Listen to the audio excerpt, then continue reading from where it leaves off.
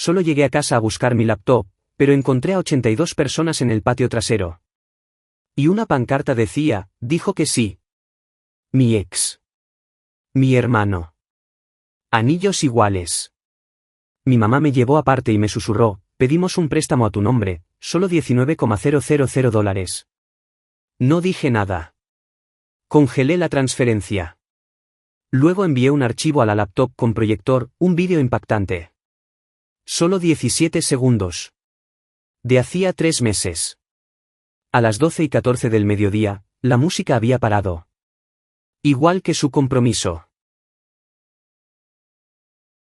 Cuando llegué, pensé que tal vez alguien de la cuadra había muerto o estaba celebrando una boda. Pero entonces escuché la música. Rodeé la casa y me quedé paralizado. Unas 80 personas en el patio trasero, una torre de champán, mesas de buffet. Alguien había traído una de esas estúpidas paredes de flores con globos dorados. Justo en el medio, una pancarta con letras grandes y elegantes. Decía, sí, acepto. La gente sostenía sus teléfonos, tomaba fotos, aplaudía y vitoreaba. Y entonces los vi. Ethan, Claire, mi hermano, mi ex. Estaban de pie bajo la pancarta, tomados de la mano, ambos con anillos. Ella lo besó y la multitud gritó. El fotógrafo disparaba como si fuera un cuento de hadas. Y yo me quedé allí, invisible en mi propio patio trasero, viendo a dos personas que solían significar algo para mí, que solían ser mi familia, fingiendo que esto era normal, como si fuera algo que celebrar. Nadie me había avisado. Nadie siquiera me había enviado un mensaje de texto. Entonces mi madre se acercó, como esperando que no armara una escena. Me llevó detrás de la puerta lateral y sonrió. De verdad sonrió. Sacamos un préstamo a tu nombre, dijo. Solo 19,000. Lo recuperarás. Solo queríamos que hoy fuera especial. La miré fijamente. Ah, y los $2,500 de tu caja fuerte. Los usamos para decoraciones y alcohol. No seas dramático. No es como si lo necesitaras. Fue entonces cuando todo se detuvo. No dije una palabra. No grité ni lancé nada. Simplemente me di la vuelta y entré en la casa, encontré la computadora portátil, la abrí y recordé algo. Hace 3 meses, Claire me había dado una llave de su casa, mucho antes de que rompiéramos, para emergencias. Nunca la devolví. Tampoco la usé nunca. Pero una noche, estaba cerca y olvidé mi cargador de teléfono. Ella no estaba en casa, así que entré. Encontré a Ethan, sin camisa, con Megan, la mejor amiga de Claire, sentada en el sofá con una camiseta de Claire, riendo. Él se congeló. Megan ni siquiera se molestó en fingir que no era lo que parecía. No dije nada. Me fui y nunca le dije a nadie hasta ahora. Tenía un clip. Corto, silencioso, pero suficiente. Lo había tomado con mi teléfono, más por instinto que por otra cosa.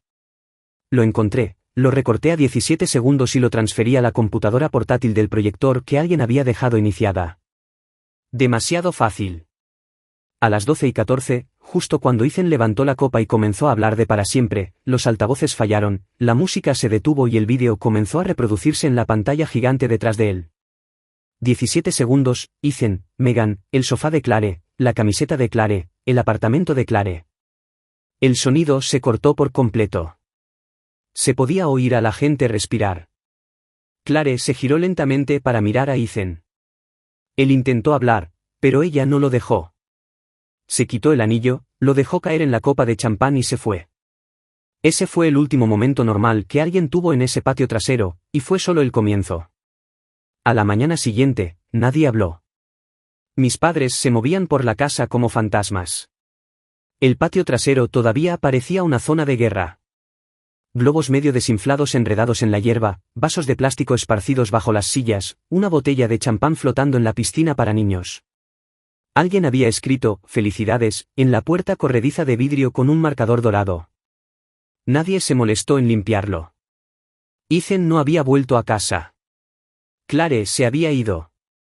El silencio en la casa era pesado. Como si incluso las paredes estuvieran esperando que alguien dijera algo. Nadie lo hizo. me senté en la mesa de la cocina con una taza de café mientras mi madre fingía organizar el refrigerador durante 20 minutos seguidos. Mi padre caminaba de un lado a otro entre la sala de estar y el pasillo, murmurando pensamientos a medias para sí mismo como si se estuviera preparando para una entrevista de trabajo que no existía. Estaban esperando que explotara. No lo hice. Ya no estaba enojado.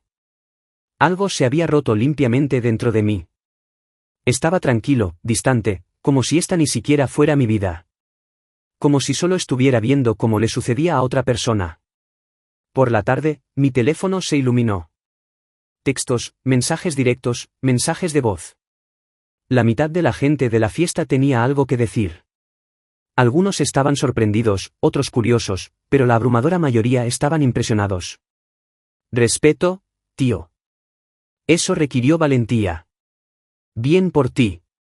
Familia o no, eso estuvo mal.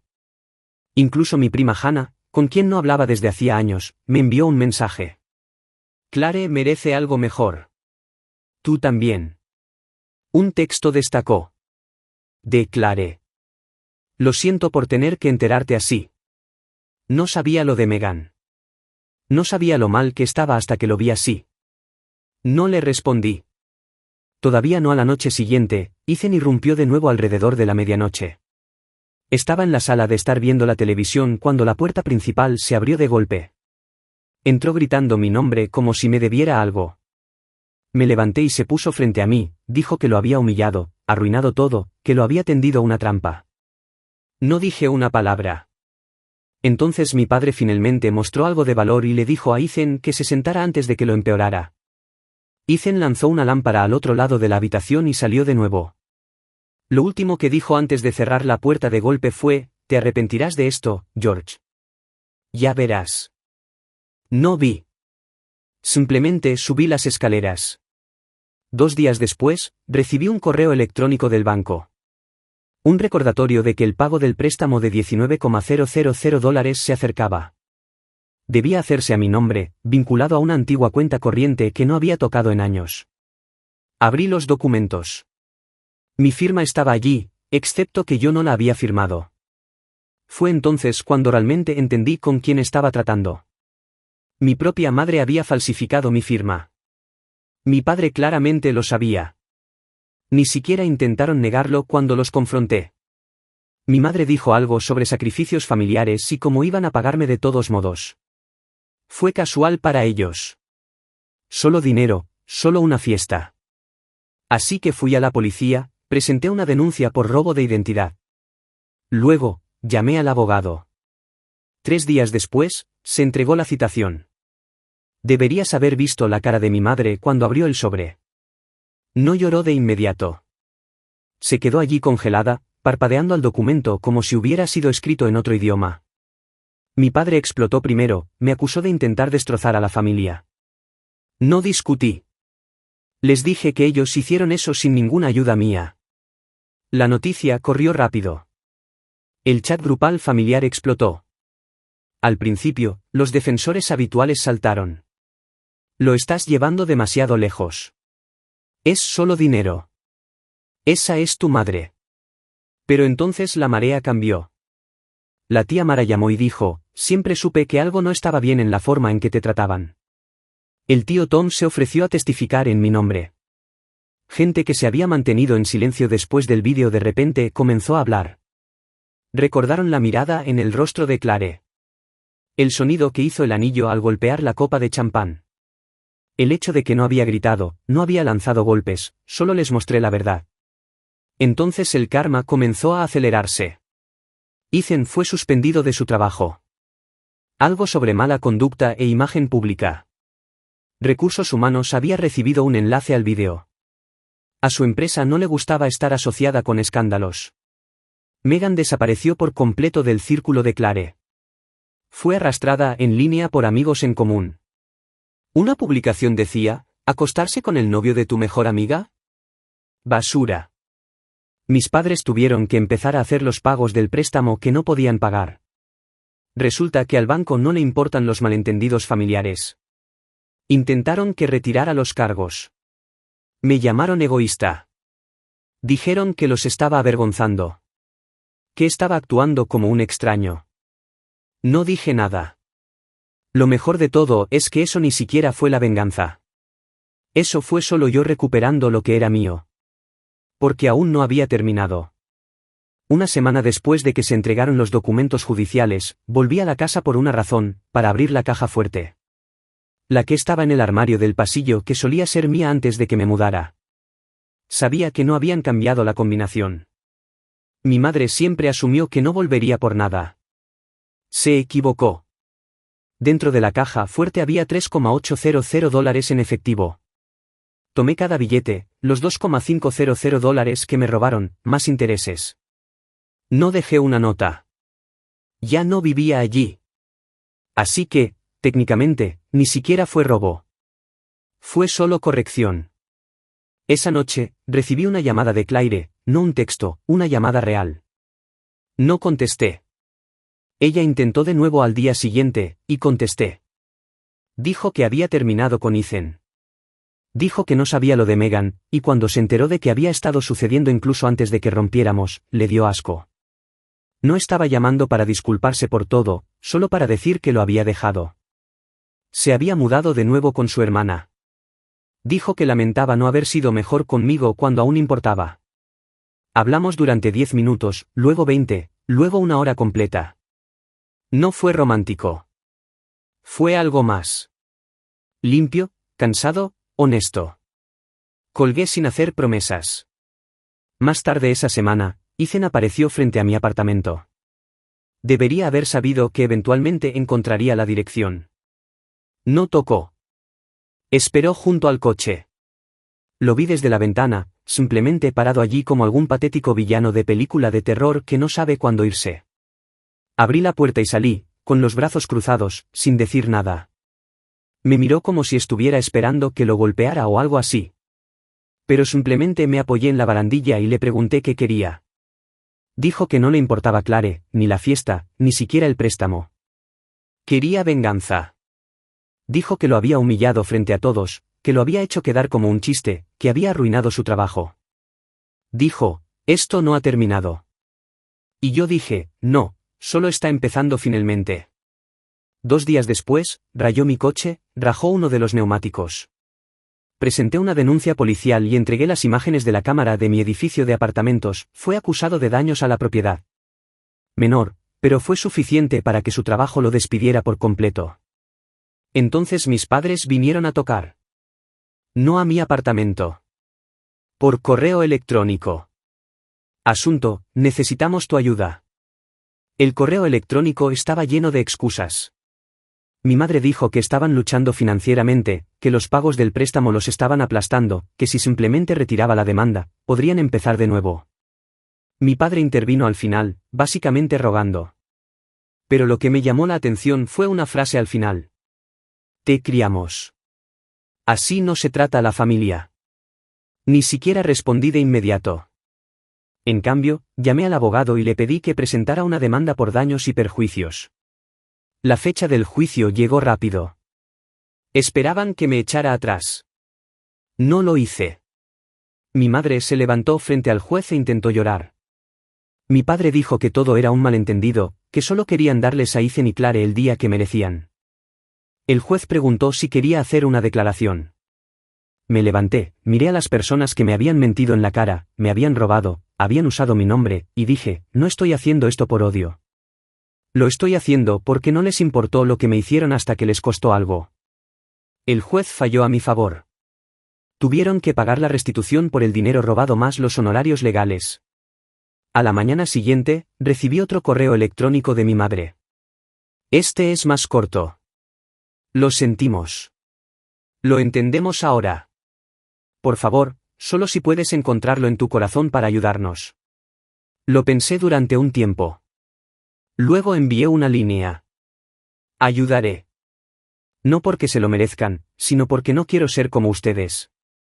Luego pagué la siguiente cuota del préstamo yo mismo. Solo esa. No me han pedido nada desde entonces. El pago del préstamo que hice en su nombre fue una declaración, no un gesto. No los estaba perdonando. No lo estaba dejando pasar. Solo quería que vieran que ayudar a alguien no tenía que venir con condiciones, culpa o manipulación. A diferencia de ellos, no necesitaba quemar todo para demostrar un punto. Después de ese silencio, sin agradecimiento, sin seguimiento. Supuse que mis padres estaban atónitos, tal vez incluso confundidos por el hecho de que no me jactaba. No me importaba. Esperaban que volviera al patrón. Pensaron que una buena acción significaba que estaba de vuelta en la correa. Pero no estaba retrocediendo. Ya no. Seguí adelante. Cambié mi número, se lo di a las personas que quería conservar y dejé atrás al resto. Ethan no se detuvo. Intentó arrastrarme por el barro, difundiendo cualquier basura que se le ocurriera. Le dijo a la gente que arruiné su vida porque no pude soportar perder a Clare. Dijo que era un bicho raro amargado que siempre lo había envidiado por ser el hijo favorito. Pero esto es lo que no se dio cuenta. Para entonces, nadie quería saber nada de él. A la gente que le creía no le importaba. Y los que importaban habían visto la verdad con sus propios ojos. Es difícil distorsionar la historia cuando hay imágenes literales de ti engañando en la fiesta organizada para celebrar tu compromiso. Ahora era radiactivo. Perdió su trabajo. Perdió su segundo trabajo. Escuché de un amigo en común que fue despedido de nuevo después de gritarle a un gerente frente a los clientes. Alguien lo grabó, lo publicó en línea, se volvió viral de la peor manera. Una noche, Clare me envió un mensaje de nuevo.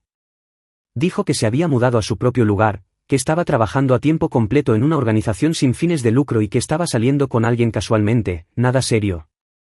Dijo, creo que esta es la primera vez en años que me siento bien. Lo mantuvimos amigable. Ocasionalmente, nos enviábamos mensajes sobre programas que solíamos ver o cosas raras que recordábamos. Me contó que Megan había intentado ponerse en contacto, pero la bloqueó. Esa parte de su vida había terminado. Una tarde, nos encontramos en una librería. Totalmente por casualidad. No fue incómodo. Hablamos, ojeamos, incluso tomamos café. Se veía como ella de nuevo, relajada, no constantemente nerviosa. Antes de irnos, dijo, no éramos buenos juntos, pero me alegro de que no seamos enemigos. Estuve de acuerdo. Lo decía en serio. Luego llegó el golpe. Era un jueves por la noche. Estaba terminando de cenar, sin esperar a nadie. Abrí la puerta y me quedé congelado por un segundo. Mi madre, no se veía bien. Se veía desgastada, como alguien que había estado viviendo con arrepentimiento, pero demasiado orgullosa para nombrarlo. Estaba sosteniendo una caja, de cartón simple, sellada con cinta adhesiva en un lado. No pidió entrar, simplemente me la entregó y dijo, te debo esto. Dentro había copias de los documentos bancarios, firmas falsificadas incluidas, correos electrónicos, impresiones, incluso un cheque girado por exactamente $2,500. No dije nada al principio. Solo la miré. Entonces dijo algo que impactó diferente. Siempre hiciste todo por tu cuenta. Incluso cuando te lo pusimos más difícil, y aún así saliste mejor que todos nosotros. No hubo un abrazo lloroso, ni un momento de película, solo un reconocimiento silencioso del desastre que hicieron. No pidió perdón. No pidió ayuda. Simplemente se fue. Tomé la caja dentro y me senté con ella durante un rato, mirando el cheque, pensando en todas las veces que podría haber usado incluso una fracción de ese apoyo cuando era más joven. Como nunca cumplieron a menos que les beneficiara. Ese cheque no era un cierre, pero era una misión. Una semana después, conduje a la casa para recoger lo último de mis cosas. Era la primera vez que estaba allí en meses. Todo se veía igual, pero la sensación era diferente, más vacía. Entré en mi antigua habitación. Cama despojada, estantes vacíos, pero la caja fuerte todavía estaba allí en el armario. La abrí. Ahora estaba completamente vacía, limpia, no solo de dinero, sino de recuerdos. Abajo, pasé por mi padre. Estaba viendo la televisión, con los ojos fijos en la pantalla como si ni siquiera estuviera allí. No dijo una palabra. Tampoco yo. Esa fue la última vez que puse un pie en esa casa. No por odio, simplemente porque ya no necesitaba hacerlo. Después de esa última visita a la casa, todo cambió. El peso que había estado cargando durante años, la presión silenciosa de la familia, las sutiles indirectas, el afecto falso se levantó. No fue una libertad repentina, más como entrar en una habitación con las ventanas abiertas después de vivir en una sellada durante demasiado tiempo. Finalmente tuve espacio para pensar, espacio para respirar. Me mudé a un mejor apartamento, uno con luz solar y vecinos tranquilos y un propietario que no hacía preguntas invasivas. Empecé a trabajar más horas, no porque tuviera que hacerlo, sino porque quería. Comencé a boxear, corrí una carrera de 10 kilómetros, incluso me inscribí en una clase de negocios en línea. Solo cosas que había estado queriendo hacer pero nunca había tenido el ancho de banda para ello. Eso es lo que sucede cuando dejas de gastar energía en personas que te agotan. Ethan, sin embargo, no había terminado de intentar arruinar la fiesta. 3 semanas después de que limpié la caja fuerte, me envió un correo electrónico. Sonaba diferente, menos rabia, más desesperación. Dijo que quería hablar como adultos y que necesitaba un nuevo comienzo. Intentó hacer que sonara como si hubiera sido humillado. No lo había sido. La verdadera razón llegó al final. Había quemado puentes con todos, amigos, exes, compañeros de trabajo. Su historial dificultaba que lo contrataran. Nuestros padres apenas le hablaban. Quería reconstruir la confianza, pero incluyó su Venmo. No respondí. Clare llamó al día siguiente. También había sabido de él. Aparentemente, había estado tratando de ponerse en contacto con ambos. Le dijo que la extrañaba, que había cometido un error. Se rió cuando lo dijo, pero no el tipo de risa que te hace sentir bien. Le iba bien, sin embargo. No éramos cercanos, pero hablábamos lo suficiente como para saber lo que estaba pasando en las vidas del otro. Su organización sin fines de lucro había comenzado un programa de tutoría y me preguntó si quería ser voluntario. Dije que sí. Y no solo por ser amable. Se sentía como algo que importaba. Comencé a ayudar a los niños con currículums, entrevistas simuladas, finanzas básicas. Nada elegante, pero escuchaban. Confiaban en mí. Algo que nunca obtuve en mi propia casa. Mientras tanto, mis padres mantenían la distancia.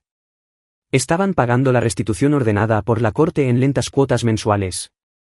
Nunca los perseguí, nunca respondí. Ese era el trato. Lo debían. Ya no necesitaba perseguir nada. Pero entonces, una noche, recibí otro mensaje de mi madre. Corto, frío, solo decía, estamos perdiendo la casa. Resulta que entre los pagos del préstamo, las horas a tiempo parcial de mi padre y los daños de la demanda, se estaban ahogando. Tenían 60 días para resolver algo o salir. Miré ese mensaje durante mucho tiempo. El yo antiguo, hace 5 años, tal vez incluso hace 1 año, se habría sentido culpable, habría intentado arreglarlo. Pero yo ya no era esa persona. Llamé a mi abogado a la mañana siguiente y le pedí que transfiriera los pagos restantes a un fideicomiso. Si incumplían, el dinero no se desperdiciaría. Se redirigiría a un fondo de becas a través de la organización sin fines de lucro de Clare. Fue mi acto final en todo esto. Un día después, recibí un último mensaje de mi madre.